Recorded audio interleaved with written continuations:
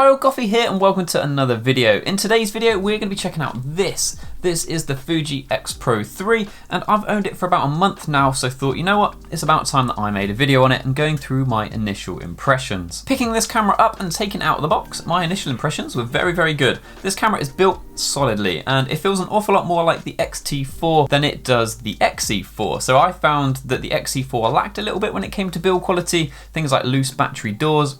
This is built on the same level as the XT4. I personally have the normal black paint version, so there is also a Dura paint option where the camera kind of has more of a matte finish to it, but it's supposed to be really bad for fingerprints, but better in terms of longevity.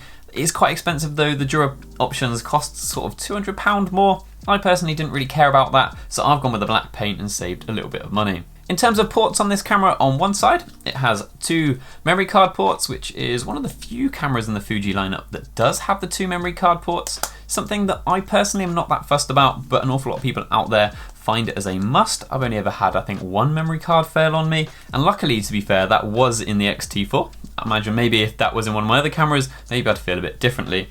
On the other side, you've got a mic input and a USB-C, and that USB-C can be used for all sorts of things. Pretty sure it can be used for things like mics, and it can also be used to charge the batteries. When it does come to the batteries are the same ones as the X100V, and I found them to be pretty disappointing, to be honest. In this camera, they seem to just burn through those batteries really quickly. I've got two of them, and the two batteries that I've got are both Fuji batteries, and in one of my days shooting in Bath, I emptied both of them. I'm not the best for remembering to turn my camera off, but still, I was a bit surprised at just how quickly it went through them. All of the buttons on the camera click and feel really nice. If you watched my video, the XE4, that was one of the things I didn't like. Some of the buttons felt quite spongy, and you didn't really know if you'd clicked them or not. On here though, everything's clicky. I think the only kind of dial that I don't like is the thumb wheel on the back. Unlike the XT4 and the X100V, it's kind of a bit squidgy, and as you kind of scroll it along, it kind of feels like it slips under your finger.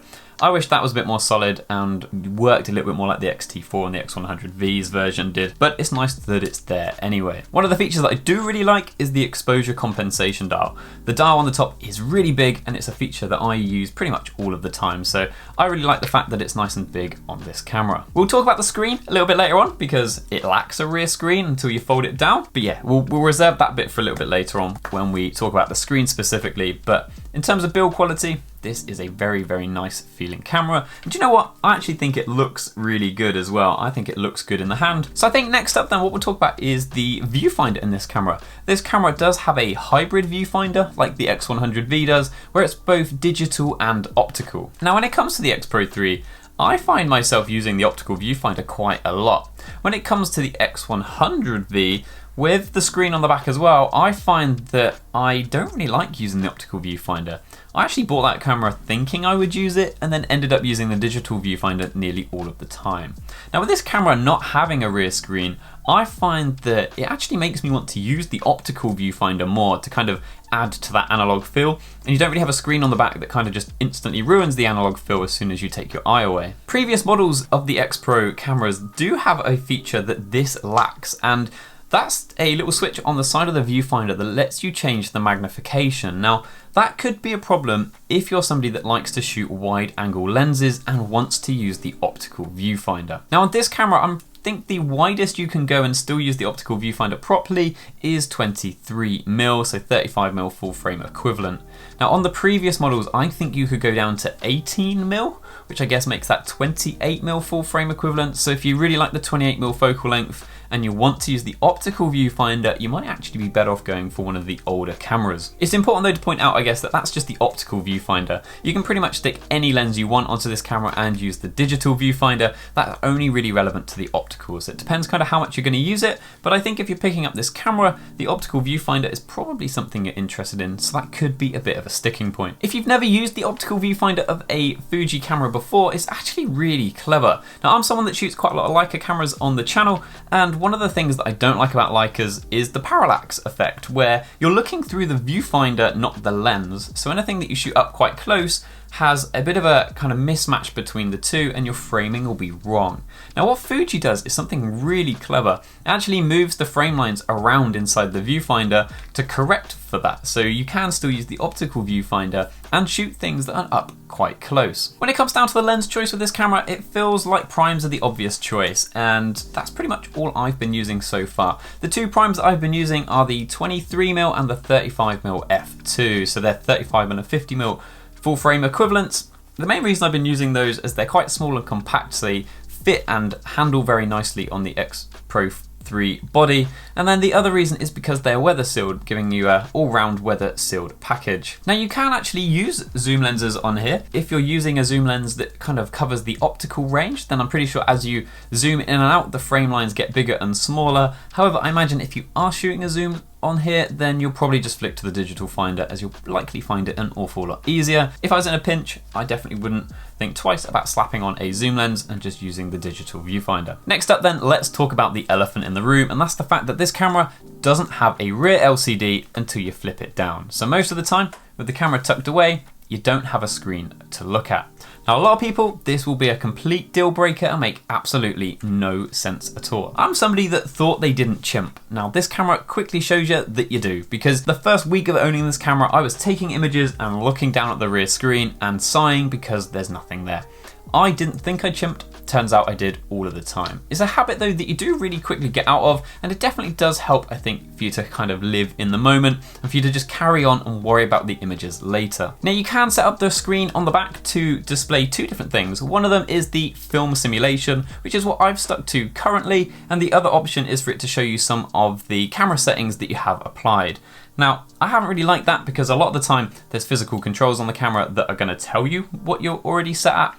So I haven't found much use out of it, so I've been sticking to the film simulation to try and stick to that kind of analog feel. One thing that really did surprise me about this rear screen though is it's pretty hard to see. If you ever used like an old Game Boy Color that didn't have like a backlight in it, it's a little bit like that. In kind of darkish conditions or really bright conditions, it can be a bit of a pain to see. But I guess most of the time, I don't really have anything that helpful on there anyway, but it was a bit of a surprise. Now, one thing about this camera's rear screen is that when you flip it down, it does have a fully functioning screen here.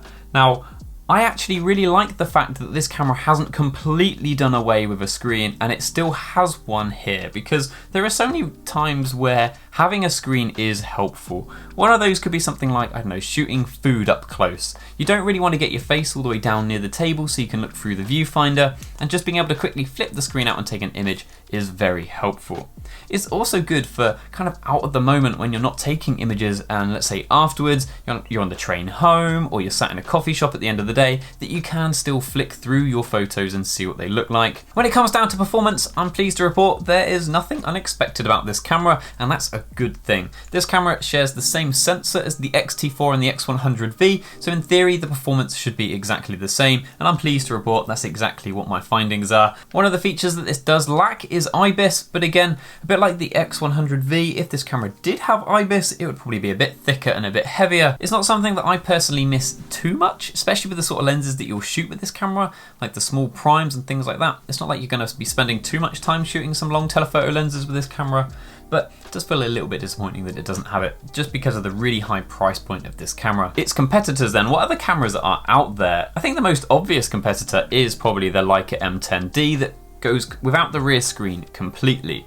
However, that's a much more expensive camera. I think the other cameras this competes with are likely just the other Fuji cameras in the lineup. It's very hard to make a case as to why you should buy this instead of the XT4. The XT4 is a better camera in basically every single way, and it's about the same price as well. I think this might actually be the most expensive Fuji camera you can buy that's crop sensor at the minute. So I think the other really big competitor with this camera is probably the previous model. The X-Pro2 can be picked up for a lot cheaper. It has a rear screen on the back that you don't have to flip down, and it has the different viewfinder magnification so you can use slightly wider lenses. And that's definitely something that I think a lot of people out there would be interested in. It's a camera that you really have to love its limitations. For many people, this will just not make any logical sense at all, but for other people, and probably very few people, it makes an awful lot of sense to them. And it's this camera's limitations that has meant that it has become my most used camera this month by a pretty long way as well. I've really enjoyed using it. The fact that it's weather sealed means even in our typical British weather, I've been able to take it out with me pretty much everywhere we've been. And it's been one of the few cameras I've actually taken on trips. So like Winchester or Bath, the only two cameras I took